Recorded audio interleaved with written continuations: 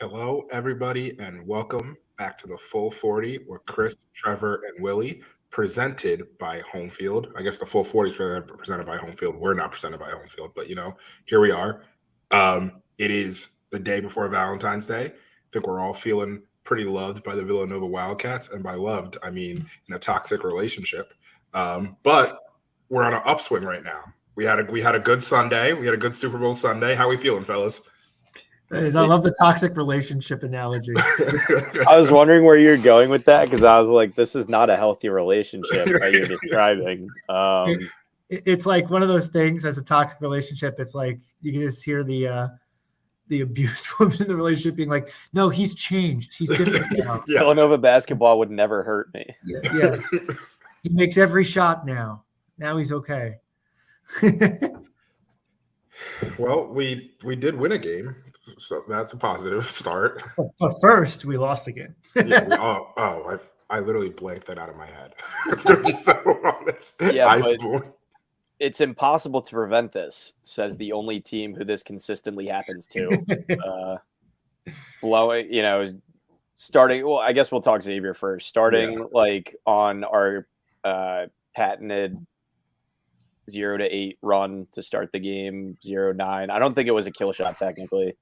I think we got some points scored before that happened, but and then obviously we clawed our way back into it and took a lead because that's just Villanova basketball these days. And then back and forth, and as fate would have it, we had 18 seconds, 19 seconds, the ball and a timeout, and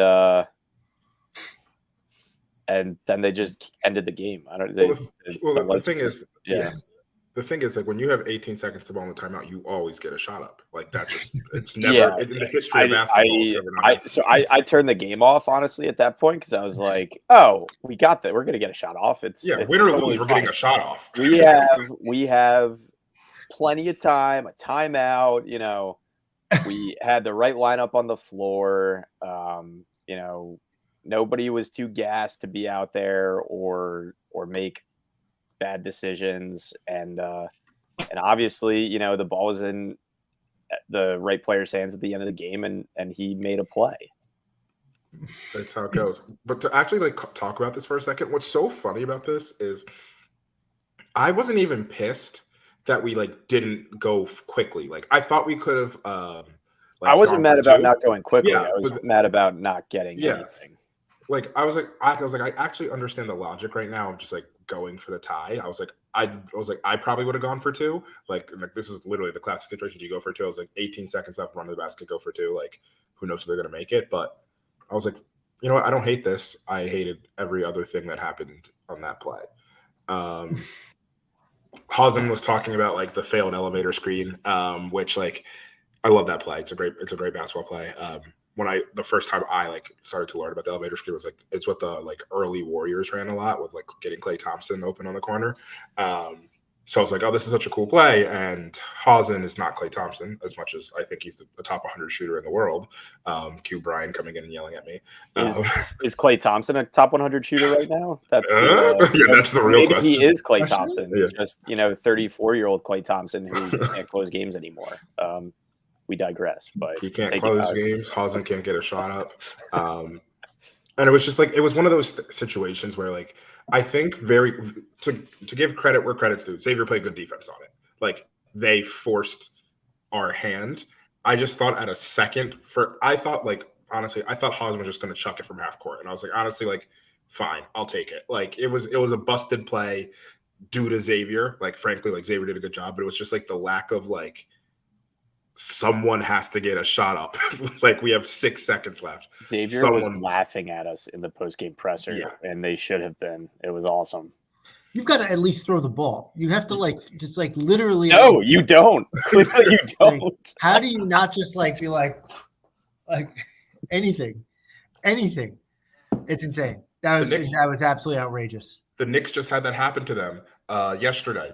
Aaron Holiday had a stupid shot, just threw the ball, and Brunson fouled him, which starts to be a protest. They're protesting that. They're protesting it. But hey, Aaron Holiday was well, I got to get a shot up at the very least, and it gave the Rockets the win.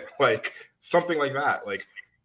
Xavier player closes out too hard, and okay, well, Hosden's at the line shooting 3, or Dixon's at the line shooting 3.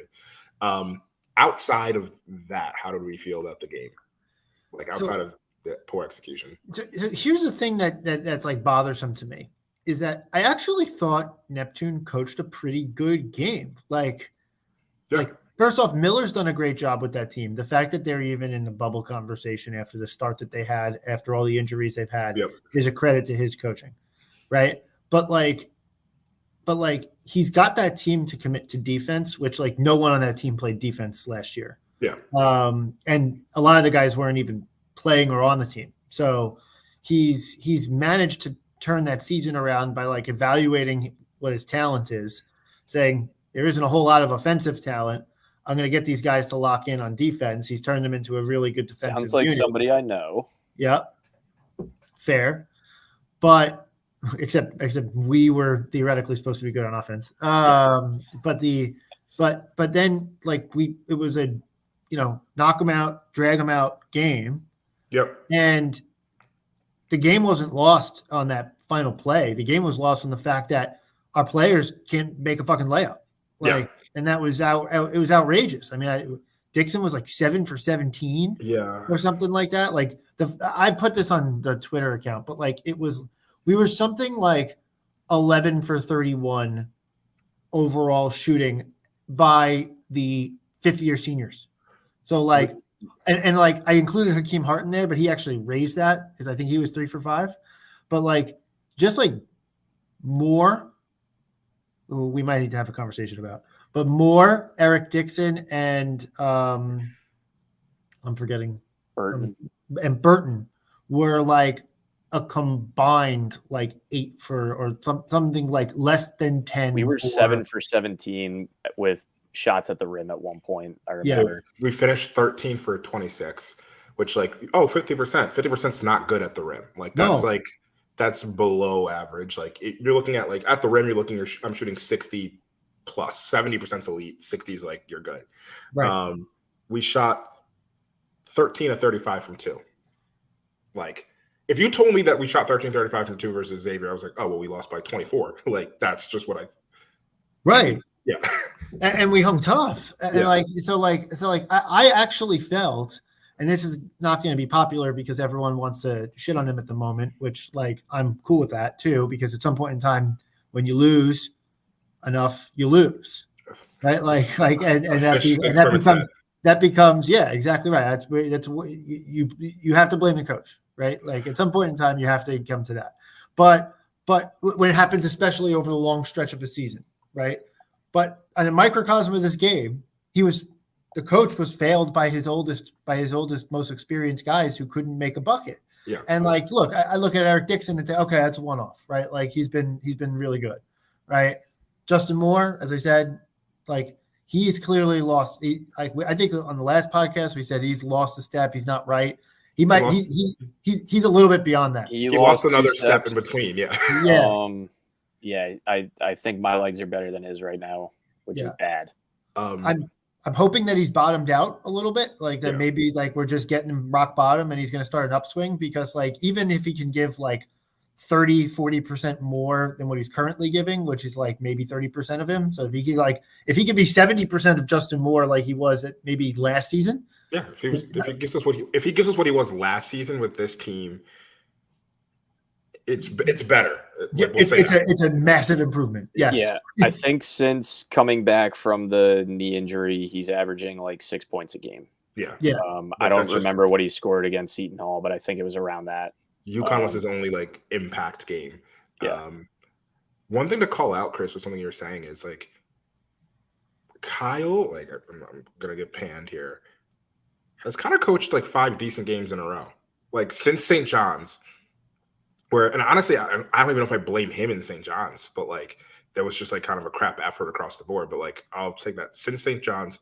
Butler, like it was a good coached game. It started. We just stopped executing. Like so, like Kyle coached maybe like 80% of the game. Like there's definitely like things that he needed to improve on, but like 65. Give away that lead. Yeah. But we did such a good job for the first 35 minutes of that game. I was like, Kyle was improving there. Marquette, like We started slow, but like there's just I've seen enough improvement over the last 5 games of Kyle that I think we extend him for like 6 years.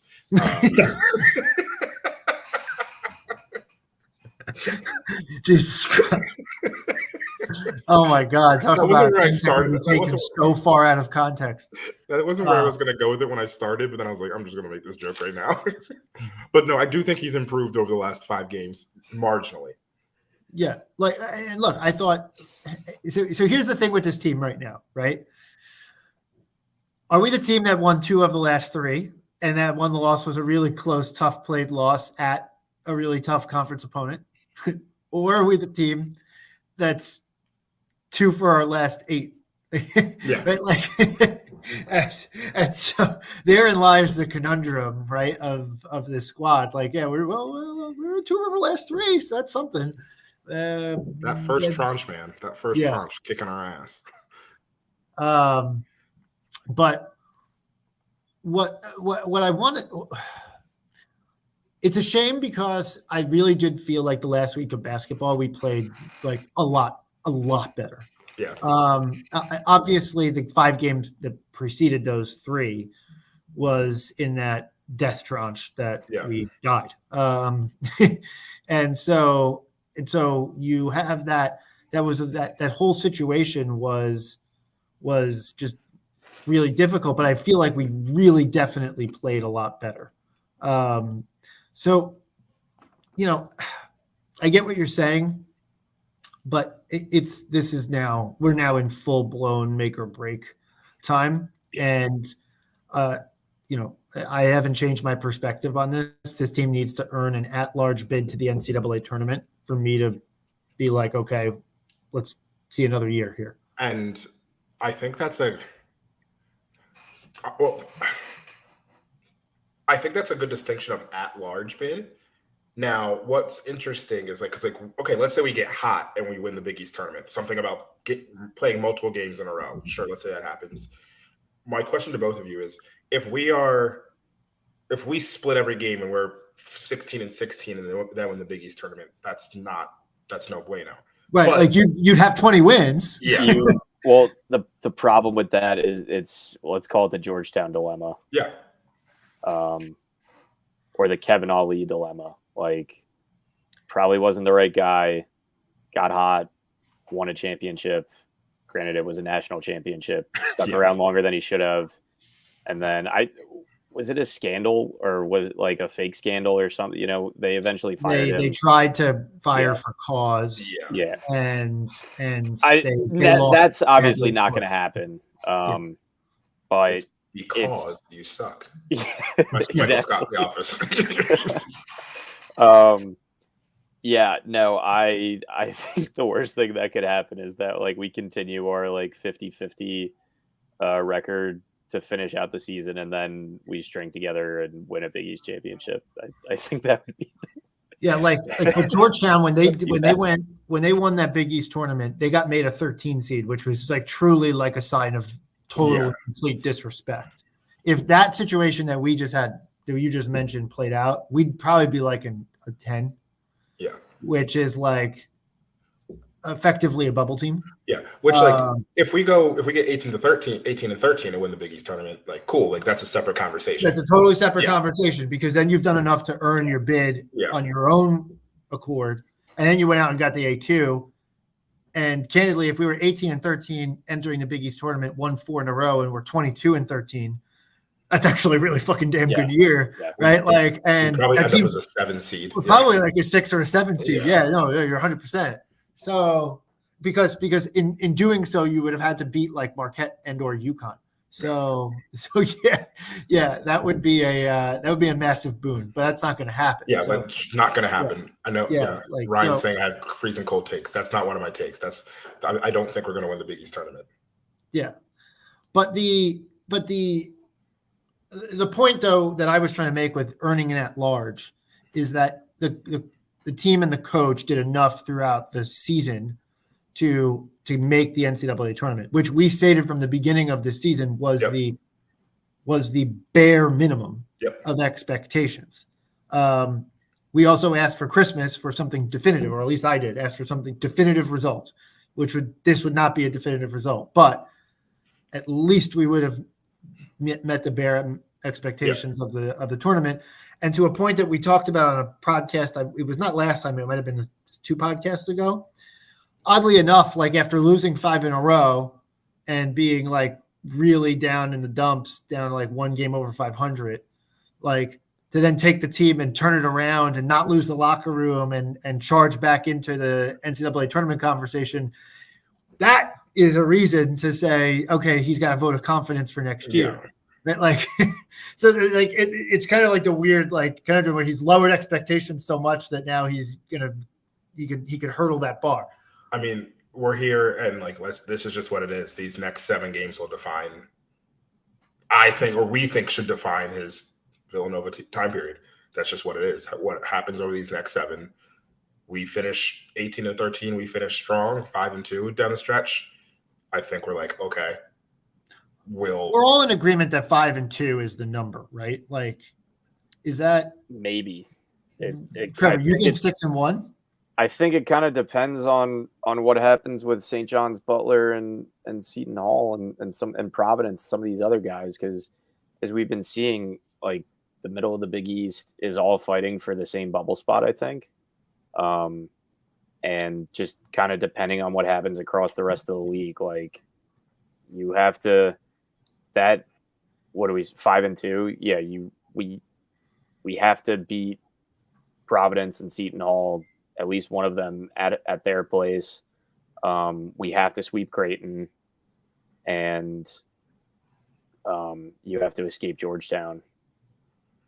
Honestly, I don't want to. We have to just beat Georgetown. That's just what it is. I know, but I understand that, but we got to walk out there. Like, yeah, you have to have a definitive wins there, and I don't like the last 2 games at Wells Fargo. Yeah, both coaches have opposing team coaches have come out and said we just got embarrassed. We have to do that to Georgetown both times. I think Ed Cooley's a better coach than those 2 other coaches, but obviously having a worse year. So it kind of just depends for me on what happens with the rest of the middle of the Big East. Everybody's fighting for the same bubble spots, I think. Yeah. You know what's going to happen is, the full 40 is going to be at the Providence game. This is just for anyone who is curious. That's going to be the game where, like, I think we'll beat Georgetown. We'll beat Butler. We'll lose to UConn. We'll beat Georgetown, hopefully at home. It'll be 3-1. Like, that's the game. Like the Providence one. That's all be there for like our potential season's funeral. Yeah, like that's the one. Like if it's like because that's going to be a strong win. It's that is going to be a bubble play-in game, realistically. Yeah. Assuming we stayed on that, but that's going to be a bubble play-in game where it's like the winner of that. Yeah, to your point, it also alleviates so much pressure from the last 2. Like then you only have to go 1-1 in the last 2 games. You don't have to win out, if you will. I'm of the opinion that okay, there's 3 must-have results, and they're all in February. The 3 must-have results are the 2 wins over Georgetown, and beating Butler. I think we have to beat Butler at home. The last 3 games of the season are 2 away, quad 1, quad 2 games, and Creighton at home, who's a surefire NCAA tournament team. So, like, those last 3 games are tough, but you have to, we'll have to go 2-3. I'm laughing at Willie's reaction to you saying Creighton's a surefire tournament team because I'm just thinking Willie has been Team Creighton stinks all season. I mean, yes. I know we're on Zoom and we can't make eye contact, but Willie and I just locked eyes when you said that. And we're like, but Creighton stinks. Unfortunately for Willie's take, which I don't necessarily disagree with, but they're up big on Georgetown right now, and they're going to be at 18-7, and they're safe. They're going to make the NCAA tournament. They're still frauds. It's okay. Yeah. They can be frauds, but they're going to make the NCAA tournament. McDermott's bolting for a Big 12 job. Everybody knows this. I didn't say that they were a surefire awesome team. I said they were I know, but NCAA tournament team. Yeah. I'm eyeing. I got the Georgetown Creighton game up top, and I got on my phone this St. John's Providence game, which is a 5-point game with 19.9 seconds left. So a 3-point game. So let's see if St. John's can get a shot off here. It's not enough time, man. It's not enough time. You're just lucky it's not 18 seconds. They did get a shot if they airballed it. Honestly, would have rather airballed. They airballed it again. Twice in a row. That's embarrassing. Yep. Why even take the shot at that point? Nope. So St. John's possession was definitely better than ours, but they lost. They didn't hit rim in there. Yeah, why even shoot the ball if you're not going to hit the rim? We didn't hit rim either. We were just working on our shooting percentage. Yeah. So do we want to talk Seton Hall? Just something like positive here? Yeah. I mean, the Seton Hall game was that that was fun. We asked last week, was the Providence game the best game of the season? And I'll ask again, was the Seton Hall game the best game of the season? I would like to ask that after every game. Yeah. Turning in the right direction. You're asking for a contract extension if for the rest of the season we're asking is this the best game of the year? That was a fun game. I still want to see Hausen shoot from like 40 feet, but maybe next time. Yeah, I mean, just solid game all around. The defense was locked in. It was one of the things where, once again, when you make shots, it doesn't look that bad. Like, I know everyone's like, that's been the thing. Like, we've been like, well, you have to find some other way to win when you don't make shots, which is 100% true. But for a team that's built like us, where for whatever reason, we have a bunch of people who can shoot the ball. All of them have been shooting worse than they have in their entire career. But in theory, they can all shoot the ball. Like pretty much every person, honestly, maybe except for Mark, isn't a shooter or a shooter in some quote unquote. And like we went 14 of 30 from three. Like you're going to win a lot of games when you get 42 points from the long ball. That's just like the way it works. Burton had a missed dunk, which ask anyone I was sitting with, I called it when he was on the breakaway. It just didn't feel normal. I was like, there's something. Oh, yeah, I know. I was like, something's not right. This is going too well. Oh, he's on a breakaway. Okay, watch him miss this. And then he back rimmed it. Awful. We are awful on breakaway, transition, scoring. But I will say, like, when we play with the faster pace, we look better and the offense flows better. It's and that's something we did against Providence. It's something we did against Seton Hall, and you let the speed boys loose and they're making stuff happen quickly. And for the most part, everybody looked good. I will say this, over the course of the last several games, I haven't had the rotation complaint that I had earlier in the season. That's what I was saying that too. And again, Seton Hall and Providence games both, it was like, this is kind of like a backhanded compliment, but like I forgot that Neptune was the coach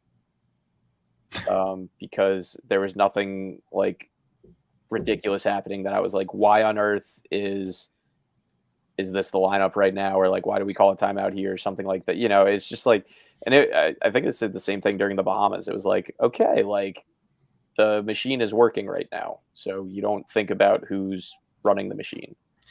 The other thing I'll say there is that for as much as there's been some regression of skills from a handful of players, Hausen is markedly improved, or markedly more impactful to winning than he has been in the past. Able to stay on the floor more. Yeah. Obviously, we're not better defensively with him out there, but he's holding his own, I would say. Relative to when he's bombing the long ball, yeah. If he's hitting shots like he can hit, which he's been doing. The thing I've liked also, it's not a lot, but like more than ever, he's been putting the ball on the floor and like also like I don't want to say getting to the rim because like that's a loose term, but like he's been I think he's probably taken at least like 6 or 8 2-pointers in since the turn of the year, as compared to like probably like just like 7 more than he had in the beginning in the rest of the year. He's been opportunistic with that. He's made a couple good cuts, which is great. End of Xavier, he had a like layup like right at the end of the game that like we needed to stay like attached. Like not the very end of the game though. not the very end. No, that he made a good cut in the layup on Yeah. that in that game for Xavier. Yeah. Yeah. No, He actually has a nice touch he does. inside like shocker. The guy that can shoot the ball from anywhere, like has a good feel and good touch within the 3-point arc too. And on the front, on the defensive end, there's not like this, like the game's too fast for him anymore. No. He might not just be able to stay in front of his guys Yeah. sometimes because there's guys who are more athletic, have better lateral motion than him, etc. But he knows where to be. Yeah, he knows exactly where to be. And I can't think of like multiple moments where he's just like blatantly getting beaten on this. Like he actually does a really good job of staying attached to his guy off the ball, and he kind of plays pretty decent like prevent defense on that, making sure his guy can't catch the ball. Gets lost on some switches and screens. He has a bad tendency to cut under screens. Really bad.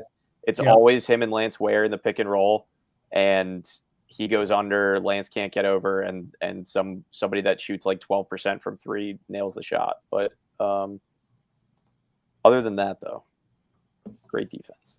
He's got 12 2-pointers this season, and so like that'd be 12. Yeah, 6 of them in the new year. I would wager at least. There's been some market improvement. So like the bench has also, to the point on the rotation, the bench has just been a little bit better contribution. Like Lance Ware in the Providence game, I know that was over a week ago, but like Lance Ware in the Providence game was like, he was awesome off the bench. That was his best game as a Wildcat, right? Like, so when you're getting better contributions from your 7/8 guys, like you're going to look a lot better.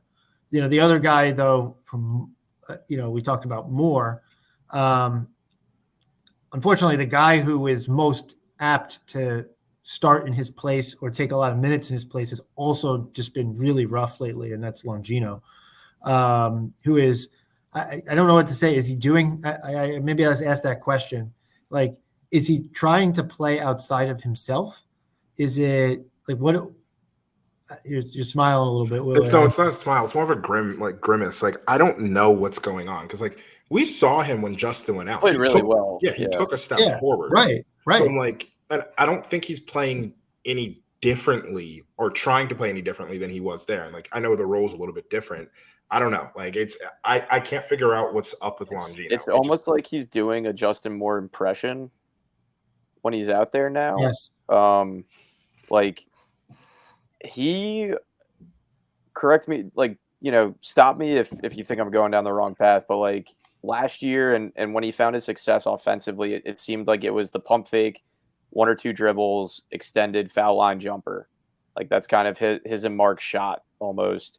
And now anytime he gets the ball, he does the pump fake, and then he immediately starts to try to back somebody down and score that way. And I think he's like 0 for like 1,000 in those post-up attempts.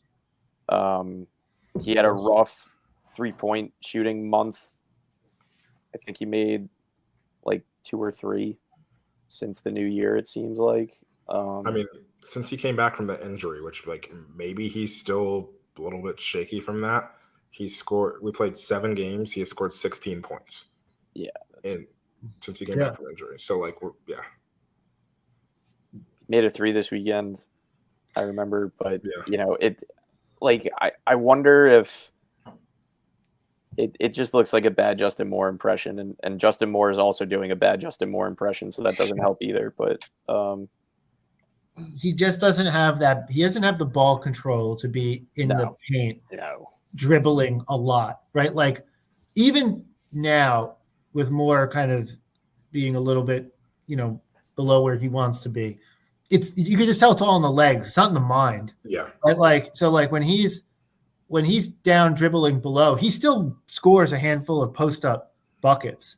And he knows how to like use his body and pivot when he needs to create open lanes and also shield the ball. And also shield the ball. Like Longino gets in there and he's on the block, and it's like you're just waiting for the ball to get poked free.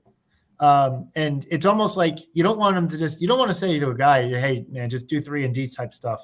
But like he's gonna have to get kind of on that get off the ball a little bit more, cut, like find open lanes, crash the boards, like shoot when you're open type play right now until he kind of gets a little bit of confidence back.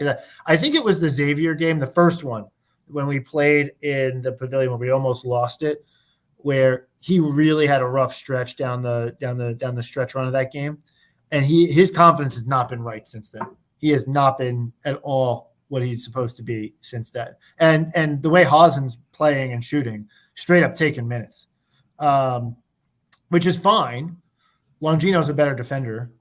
So, like, I'm rooting for Jordan to get going because for 1 minute on this team, I'd like to see everybody trending the same direction at the same time. I don't look, we played in the last, like we talked about, are we the 2 out of the last 3 or 2 out of the last 8 team? But like if we're talking just the 2 out of the last 3, it's been 2 of our best performances of the season. I'd like to see everyone kind of get in line and kind of build confidence off one another, right? Like a guy who has done that is Tyler Burton. Like we joked about the missed dunk, but he has leveled up his game over the last last 2 weeks by just like making cuts, finding angles, right? Like, and making effort plays. And as we talked about on last podcast, he's actively raised his game because he plays better, he shoots better, he's a better offensive player when he does the dirty work. So we just need to kiss. Keep it simple, stupid. Yeah, seriously. Agree. That's just what it is. Like, yeah. Right. Let Eric go down low, right? Like let Moore do that when he's got his availability and invert the offense. Play the 2-man game off of Eric, especially when Haasen's in, right? Like that's the type of some simple sets are really going to be helpful for this squad. And then Bamba's been good. I mean, Bamba's been good. Yeah, he's been great. Been a big fan. Cool. Break? Yeah, let's ad break it. Today's episode of the Full 40 is brought to you by Homefield Apparel. Homefield produces some of the best quality vintage collegiate apparel on the market. You won't find better game day gear anywhere else. Homefield has the ultimate collection of old school logos and looks with the best quality around. Shop t-shirts, crew necks, hoodies, bomber jackets, and more at homefieldapparel.com. Don't forget to use code NOVAINSIDER for 15% off your first purchase. That's code NOVAINSIDER at homefieldapparel.com. So we talked a little bit of bubble, but do you want to kind of dig in on this a little bit more and kind of, because I posted something about kind of our resume today on the Twitters, and basically what it's got, I'm looking at KenPom again now. I'm refreshing it. Still 34 after whatever handful of games have finished so far, and he's got up. Refresh it again, see if it changed. Yeah. But 34, I think the strength of the BPI is even a little bit better than that. Net's like kind of like 41, which is it's okay. And then, but the resume is obviously battered by the bad losses early in the season. But like looking at the NCAA tournament resume, if you can repair that strength of kind of like the record resume type stuff, KPI, whatever, if you can lift that, it's like I don't know, an average of like 64, which is not good enough to make an at-large. If you could lift that into like 50 with the predictive metrics that we have, you definitely can get in, right? Like people want to argue, oh, this team doesn't deserve it, blah, blah, blah, blah, blah. I'm like, well, if you do the job that you're supposed to do down the stretch, right? Like there is enough there to put this team in the bubble conversation, right? Like it's a holistic season. And so like there's enough there. Like we have great wins. If you take care of business, you beat Creighton again, like you have, my feelings of Creighton aside, like that's a good win on paper, like all this. So I like NCAA committees don't listen to Willie about Creighton. Yeah. They're the best team in college basketball, especially after they lose to Villanova. So it's there. It's just like it's there for the taking. Yeah, I like if we go 5-2 and win one Big East game, like I don't think it's even like we're not even a bubble team. Like we're pretty solidly going to be a 10, not like 10's technically a bubble team, but like a 10 or a 9 seed just based on the strength of our wins. Like Texas Tech has looked better. Memphis did look great, and now it's kind of like tanked a little bit. Hopefully they'll even out somewhat. And then like UNC, even though UNC just lost today to Syracuse, like still it's going to be a 1 or 2 seed. Like there's wins here to put us in a position to be in a position. But we have to take control. Like we have to go 5-2. And it's also, and I've said this in our group chat, and I've said this on Twitter, and I feel like I'll say this, keep saying this. It's also what's so frustrating about Penn, Drexel, Kansas State, and Butler. We take care of one of those games, and like if we took care of one of those games right now, we're not even on the bubble. We're on the other side of the bubble. Like it's very clear. Like they're like, oh, okay, there's not a bad loss there. It's no longer, it's just like, it's one less bad loss. Not that Butler and Kansas State were bad losses record wise, but just like executionally, they were bad losses, while Penn and Drexel just were going to stain our record, even though Drexel's kind of frisky. Drexel might make the NCAA. Yeah, like Drexel, like they will be in the tournament. They have an NBA player in my eyes. Like, yeah. So yeah, not like I hear you. Like that's the eminently frustrating thing with this team is that you look back and you say, what could have happened? What should have happened? Like, because like there's just so many missed opportunities. But to your point, it is a holistic season. So if we could pull it together, and go down the stretch 5-2, like this, yeah, I agree. Now here's the weird thing, and we were kind of texting about this earlier.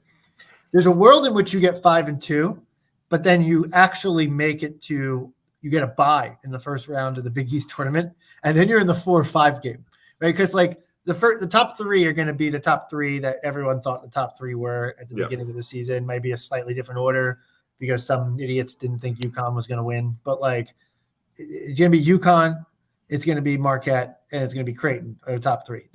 Are they locked in loaded yet? Not quite, but for all intents and purposes, those are going to be the top three. 4 through 9 remains an unmitigated disaster. I think after St. John's lost today, I think they're now 6-8. So I think that we're a step ahead of them now. I think we're the 8th seed as it stands today. I think as it stands at this moment. But what separates us from 4 is like a couple games. Yeah. So, and we're playing a lot of those teams to finish the season. We're playing Butler, Seton Hall, and Providence still to finish the season. So all of this is going to matter as we come down the stretch. That being said, you absolutely going 5-2 can wind up in the 4-5 game, which I think there's a lot of us who are thinking in their heads, go 5-2 down the stretch, and 11-9 will put us at the 6th seed, and the 6th seed will play DePaul or Georgetown, I guess, in the 6-11 game, and that's the one game to win to make the NCAA tournament to get that 19th game. Whereas, well, now it potentially is like, okay, you're playing Butler or you're playing,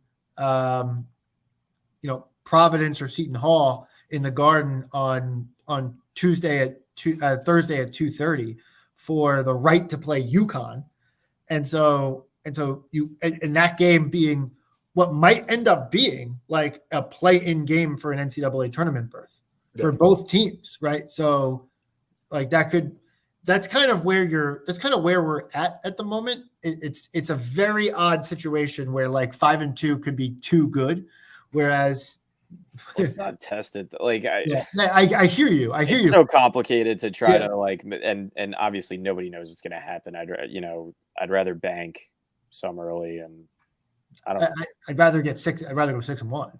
I'd rather go 7-0. Oh wow! Yeah.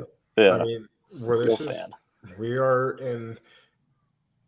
If we go 5-2, and let's say we even lose, like if we go 5-2, this will probably be the first. This will be our first tournament since like 2008 that there's like a legitimate like, are we going to make it? Are we going to be seeded in this tournament? 2008 we were a 12 seed. Like it was I was probably still more confident with that, but like regardless, this will probably be the first one, like even 2013, like it was pretty clear we were going to make the tournament. It was just like, were we a 10, 9, or 8 seed, and we ended up being an 8. We were an 8. We were the 8. We were, or maybe it might have been the 9. Yeah, we were in the 8-9 game. I don't care what the seed is at that game. But. Yeah. So I mean, this is just like if Selection Sunday, which has been either like we haven't cared because we haven't been in it, or we've just been like, yeah, we'll see a top 6 seed, or realistically even more like a top 3 seed, like or 4 seed. Now, if we go 5-2, like this will be a Selection Sunday that is going to be actually nerve-wracking, which is going to be so interesting. Oh man, this team could definitely be in Dayton. That would be interesting.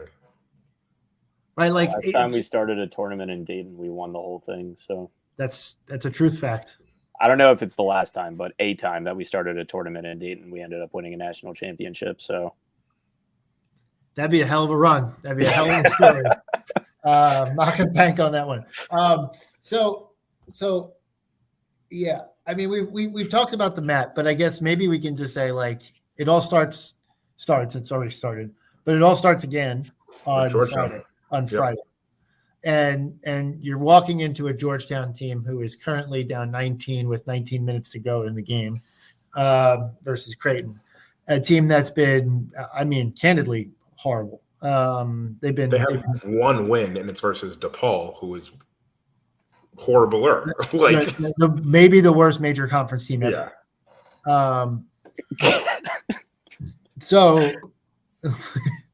I'm thinking about the tweet from like maybe last year or the year before. I forget what reporter it was, but it was like Georgetown and DePaul legitimately have a chance of going 0-20 in conference play, and it was like they play each other's actions. Like somebody's gonna win a game.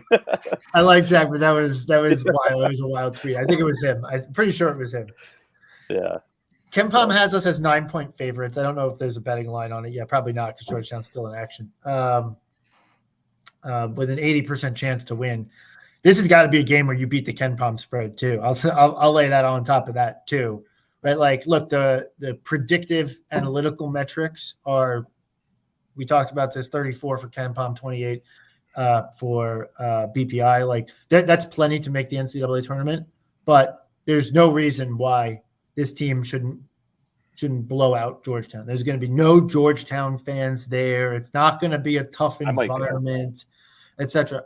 Look, does Georgetown have a couple guys who are pretty decent, and if they were surrounded with some actual talent, might be actually pretty damn good players in this league? Yeah, Jaden Epps bucket, right? Like the guy can score the basketball.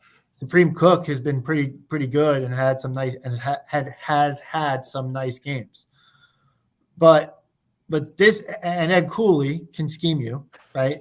Make it ugly, do whatever. So that's what I expect, though. Is Cooley to out scheme Kyle and make it ugly. Like that's so. I don't know if we're gonna beat them by we're gonna beat the spread. One, I don't even know that we're gonna win because who knows how the season's going. I mean, yes, I get that. Look, I'm gonna put an effort call on this game. Like this is an effort game, right? Like. You come in game ready. You come in and ready to punch like you did versus Seton Hall and Providence, and we're going to find a way to win this game. You come out and you're slow and you get down early and you make them believe that they're going to be about the boards, and you're going to give Georgetown a lot of life in that game, right? Like this is going to be a game where you it's like a 116 or like a 314 game in the NCAA tournament where it's like. You give them a breath of life early, and they're going to build their confidence. They're going to engage more in the game. That's how Georgetown season gone. Like Cooley walked away from a huddle at one point. He's been yelling at his players in the huddle, like pay the fuck attention, right? Like they've been legitimately mess. So their team is basically all based on like they're going to clock in if they're in it early, and if they get out of it early because we hit them with a big punch of effort, they'll fold. That's why I'm like calling like it. I think. The two ways this game is going to end, it's either going to be, they're going to beat us or it's going to be like a 5-point game one way or the other, or we're going to win by 15-20. And I'm really hoping the 15-20 point win team comes out. I'm just saying, like, what happened to Georgetown, man? I mean, their middling coach won a Big East tournament and got extended. Yeah. That's pretty much what it happened. They will be better. They'll get better. Yeah, I know. Under Cooley, but like this has been worse than. I thought they'd be friskier than this. Like he's a rich man though. That was But I think aside from Epps scoring, I'm worried about the rebounding. The one thing I took away from the Providence game, which obviously all the emotions and everything built up into that, they got so many offensive rebounds, and we are historic.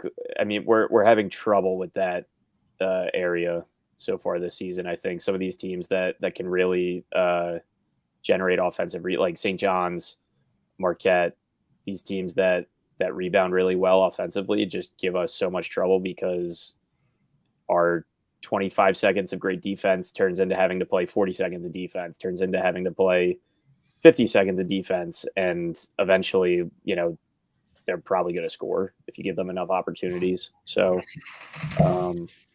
that's the one thing that I'm like kind of concerned about, other than like getting schemed like crazy, and who knows which Georgetown team shows up, but and which Villanova team shows up, frankly. But it should be a dead arena in DC.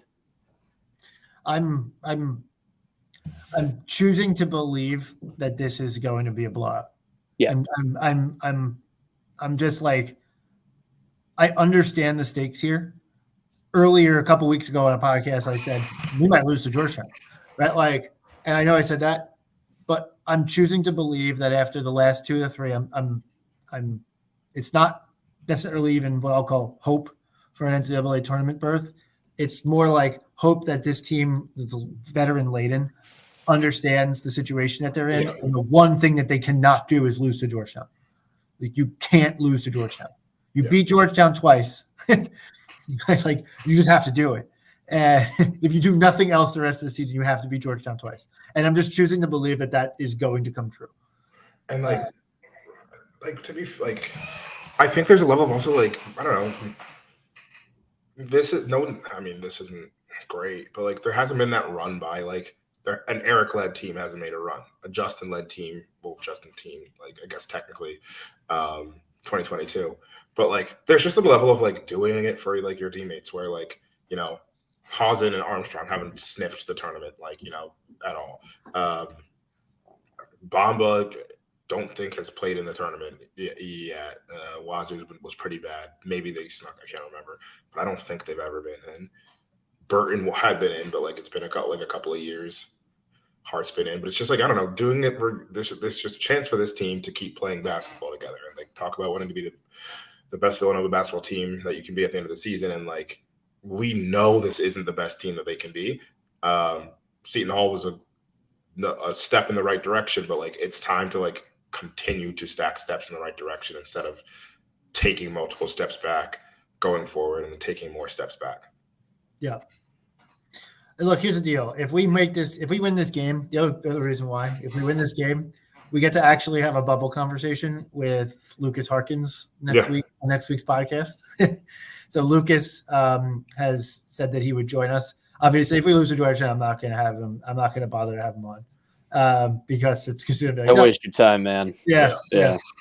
It's a double whammy though because we're playing Butler on Tuesday next week.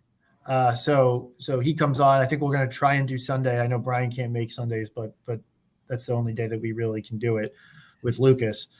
So we're going to try and bring Lucas on for Sunday night, provided we beat Georgetown to talk about. Explain to people who might not know who Lucas is. Yeah. So we've had him on before, but Lucas Harkins, at Hardwired Sports, he's the Field of 68s or one of the Field of 68s resident bracketologists. I think I forget the name of his website. I'm just drawing a blank off the top of my head. But he has been a top-rated bracketologist on Bracket Matrix for several years in a row. So he is like, honest to God's truth, he's better than Lunardi. He's better than Palm. He's certainly better than DeCourcy. But Lunardi does the show from his basement in Delaware County. Yeah. So Lucas does the show from his house in Indianapolis or whatever. Yeah. But like, I swear the only thing Joey Brackett says going for him now is they're like, oh, he's in the bunker, and it's like, I'm in my home in Delaware County. But Lucas is going to be the best person to talk to, both about the Butler game and the bracketology. He's heat check. I was like, what? I couldn't remember. I wanted to say 3-man weave, and I know it's not 3-man weave. Yeah. I was like heat check CBB. But he does a great job. They do a great job overall. So he's going to be really knowledgeable. He was great a couple of years ago with us when we were talking through. We weren't on the bubble then. We were talking about like seeding, machinations back at that point. So now it's bubble talk with Lucas. And yeah, I was going to say, as right now, he has us in the next 4 out. Yeah, right. With Providence, and then in the first 4 out, St. John's. And I don't see Seton Hall right now. So beating Georgetown is not going to move us up of next 4 out. Like it's not going to be anything to sneeze at, but it will protect us to stay in that spot. And so that's so. Yeah, and other teams are going to be losing this week and stuff too, so that'll all shake up. But got to take care of business here. Yeah. All right. Is it wow time? Time to get wowed. Wow. The Wildcat of the Week this week comes from the 2010-2011 roster. Did not graduate that year, but we're going to be talking about Malik Waynes. Let's talk the Philadelphia Catholic League product, who, fun fact, his name was on my boss's office door at the 76ers because he played for them at one point or was on the roster, and they name all their offices after former players. So I sat across from the Malik Waynes office for my tenure with the 76ers. He did play with the Sixers. Malik Waynes, one of the Villanova NBA players. He played, I don't know, I'm going to look it up, probably 20-something games. And then he was on the Clippers for a little bit as well. Now, Malik was such a interesting. Before that, though, yeah. Yeah. Malik was, it was Sixers first, then Clippers. Yeah. No, I meant before all that, 1,000-point scorer at Villanova. Yeah, 1,000-point scorer at Villanova. What was he? He was All Big East freshman team in 2009, 2010. All Big East second team in 2011, 2012, which obviously wasn't a great year. In 2011, 2012, he was all second team. Second team. Yeah. He was an interesting case of just kind of he kind of fit the time, frankly, of where that was of Malik, undersized, super athletic, not super efficient, wasn't our traditional Villanova guard, but he was kind of the high, honestly, he was kind of similar to Mark. He has a lot of similarities. Yeah, kind of similar. Best shooter. Yeah. But it wasn't Malik was so interesting. Even though he was here during some down times for us, or down, it was 2 tournament teams and then the terrible 2011, 2012 team. It was, you felt like he was part of the community. It was he was just he was still, I feel a generally a beloved, despite maybe had some people didn't love the way he played. I still think people were no, we're fans of Malik. People were pissed that he didn't come back because he left a year early. Or he had an extra year of eligibility. He'd come back eventually. Yeah. But people were pissed about that when he did that. No, you're right. 100%. People were, it was of that recruiting class. He was the only one that people ever really cared for. Yeah. Yeah. Just call it space. I think Malik fell victim in that context to who was around him in that recruiting class and who was influencing him in that recruiting class. I think and one of these days, Dominic Cheek's name will get pulled in the Wildcat of the Week. You keep mentioning every time I send a message asking hey, what year do you guys want to talk about? You've been picking Dominique Cheek teams. And I've been like, okay, well, we've done James Bell, we've done Mo Sutton, we've done Pinkston, and I'm like running out of options here. So one of these days we're going to get to Dominic. To avoid the Dominique Cheek conversation for a little bit longer. Yeah, but like Isaiah Armwood transferred. And Move ended up being the most beloved of that class. He just was really raw when he showed up on campus. So he needed a lot of development, but he ended up becoming the most beloved of that class because he kind of had that redemption season in his final year in the 12-13 season when Arch was in and whatever. So Move ended up becoming, but like Malik was a Villanova guard you type of recruit when he came in, and everyone thought that Malik Waynes was going to be the next Kyle Lowry. That was like 100% the conversation when we got Malik to commit to Nova. Was he's a blur, he's fast as lightning, maybe he's not the best shooter, but he's just gonna blow by everybody. And he's in his quickness and his speed. And here we go. Like Jay's going to work his magic, and it's going to be Kyle Lowry 2.0. And that's how everyone thought it was going to be. And unfortunately, I think Malik just kind of caught it in a time whereas Kyle had the governance, the in-team governance and leadership of A-Ray and Sumter and Foy. Waynes caught it after you had great leaders in Cunningham and Anderson left the program. And Scotty was there his freshman year at All-American season, but it was always more of the quiet leader, not necessarily the vocal leader. And Fisher, Stokes wasn't that guy. And Fisher was kind of the guy with his ball in his hands in his second year. I think Fisher had like a little drama with Scotty the year before. There was some challenges there. They've all grown up since. There was like college age people type stuff. And then you throw Jay and how intense he was 12 years ago on the mix of all of that. And you just kind of had a little bit of a nasty recipe. Plus you had Malik Wayne's class, who other than Moof, who was a good kid, you had a couple guys in that time frame who were transient, didn't want to buy into the program, etc. And it was just like an awkward time in the program. But Malik was always broadly liked. And like, I mean, once he was the second team, I mean, he's like, the team didn't go far, but Led was probably like the leader of the 11-12 team.